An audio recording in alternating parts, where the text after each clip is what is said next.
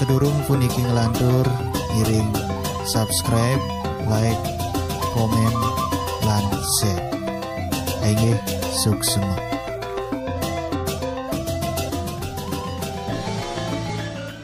Om Swastiastu, kembali lagi di channel Hindupedia. Kali ini kami akan membacakan sejarah Pura Besakih.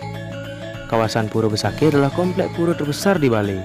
Dikenal juga dengan nama Pura Ibu atau Mother Temple. Disinilah pusat kegiatan berbagai upacara agama Hindu berlangsung. Keberadaannya sangat populer di kalangan wisatawan dan menempati deretan objek wisata di Bali yang wajib dikunjungi. Berkunjung ke Pura Besakih, maka setiap wisatawan wajib menggunakan guide atau pemandu. Selain untuk menghindari salah arah, juga agar mengunjung lebih maksimal nikmati keindahan Pura Bali. Pura juga lebih mengenal sejarah akan berdirinya Pura Besakih tersebut.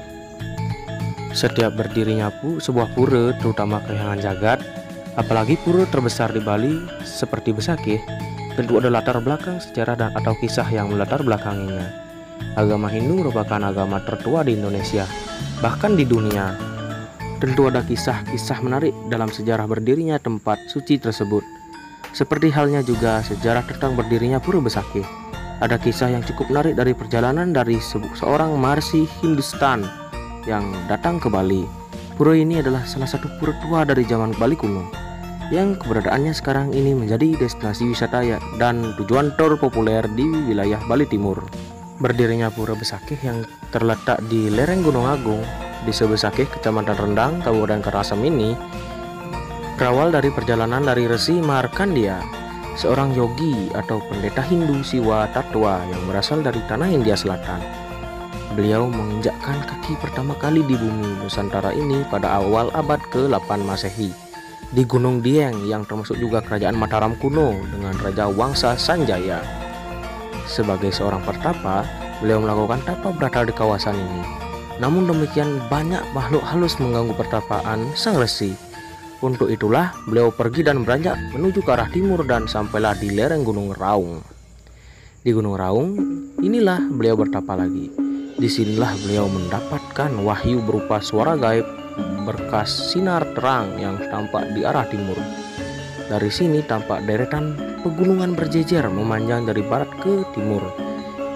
Pulau sebelah timur Jawa ini yang kita kenal sekarang dengan Pulau Bali terlihat memanjang. Sebagian pelaut mengira bahwa pulau tersebut panjangnya sampai dan menyatu ke Nusa Tenggara. Begitu juga dalam Markandeya Purana, pulau tersebut dikenal sebagai Nusa Dawa, Pulau Panjang. Ke Pulau Dawa inilah beliau mendapatkan wangsit untuk merambat hutan yang nantinya akan dibagi kepada pengikutnya. Sesuai wahyu yang didengar dan dilihat, Resi Markandeya datang ke Bali dengan menyeberangi Segara Rupa, Selat Bali. Sang resi diiringi oleh 400 orang pengikut, ada yang menyebut 8.000 orang. Perjalanan langsung menuju ke arah Gunung Dohlangkir, sekarang Gunung Agung. Sampai di lereng gunung yang masih hutan belantara, sang resi dan pengikutnya mulai membabat hutan untuk membuka lahan sebagai areal pertanian. Namun misi beliau gagal karena banyak pengikutnya yang meninggal karena sakit, kejadian misterius dan dimangsa binatang buas. Sebagai seorang yogi dan pertapa, beliau mengetahui bahwa ada kekuatan atau aura misterius yang menguasai pura tersebut. Kemudian Resi Markandeya kembali lagi ke Gunung Raung untuk melakukan tapa dan minta petunjuk kepada Sang Pencipta. Maka didapatkanlah wangsit yang melakukan upacara yadnya sebelum merambah hutan di lereng gunung Pulau Dawa tersebut.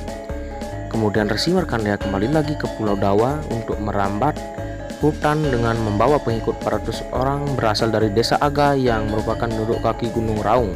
Namun sebelum memulai pekerjaan, beliau melakukan upacara ritual seperti mencaru dan menanam 5 unsur logam atau pancadhatu, di antaranya emas, perak, tembaga, perunggu, besi, dan disertai dengan mirah hadi, permata utama, agar mereka selamat dalam melakukan pekerjaan merambah hutan di lereng Gunung Agung. Dan ternyata dalam melakukan pekerjaan merambah hutan tersebut tidak ada bencana lagi. Mungkin ini dasar umat Hindu saat ini, selalu melakukan upacara yadnya sebelum membuka lahan baru, baik untuk rumah, sawah, ataupun tegalan, dan untuk pura menanam 5 unsur logam pancadhatu. Setelah dianggap cukup, perampatan hutan selesai. Tanah dibagikan kepada pengikutnya baik itu untuk sawah, tegalan, ataupun rumah. Pada saat Resi Markandeya berada di ketinggian Gunung Tohlangkir tersebut, beliau menyadari bahwa Pulau Dawet tersebut tidaklah sepanjang yang diperkirakan sebelumnya. Kemudian menggantinya dengan nama Bali, berasal dari kata wali, bahasa Pallawa dari India Selatan, yang berarti persembahan suci. Selanjutnya, pada masa kini persembahan ataupun upacara suci tersebut dikenal dengan bentuk banten yang dibawa warga ke pura saat melakukan persembahyangan. Selanjutnya, kawasan Tohlangkir ini dikembangkan dan diberi nama Besuki, kemudian menjadi Besakih yang artinya selamat.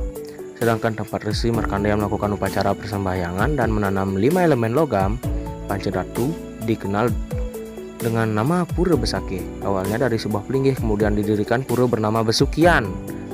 Kemudian pura tersebut terus berkembang. Pembangunan dilakukan secara bertahap sehingga menjadi komplek pura terbesar yang sekarang dikenal dengan nama Pura Besakih.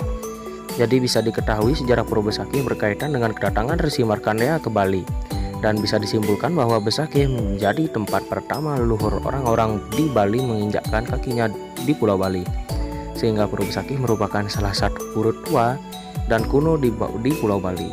Demikian sedikit sejarah tentang berdirinya Pura Besakih. Dalam artikel ini tentunya banyak kekurangan yang memerlukan penyempurnaan dari Anda sekalian. Saran dan kritik membangun, silahkan komen di video ini. Salam Hindu Bali, salam pemuda Hindu. Om Santi Santi Santi Om.